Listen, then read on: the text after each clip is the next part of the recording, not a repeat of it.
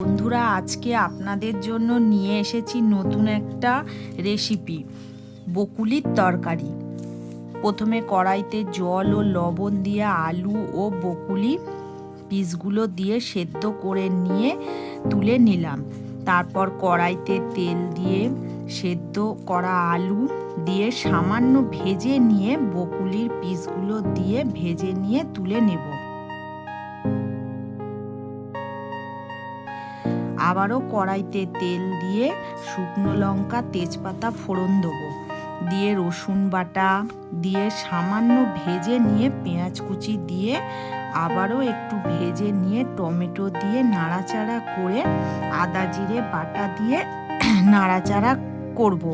হলুদ গুঁড়ো, লবণ, লঙ্কার গুঁড়ো দিয়ে ভালো করে কষিয়ে নিয়ে জল দিয়ে স্বাদ মতন চিনি আর ভেজে রাখা আলু ও বকুলি দিয়ে নাড়াচাড়া করে কিছুক্ষণ ঢাকা দিয়ে রাখবো। ঢাকা খুলে আলু ও বকুলি সেদ্ধ হয়ে গেলে তৈরি বকুলির তরকারি। বন্ধুরা, আমার রান্না ভালো লাগলে লাইক, কমেন্ট, সাবস্ক্রাইব করবে।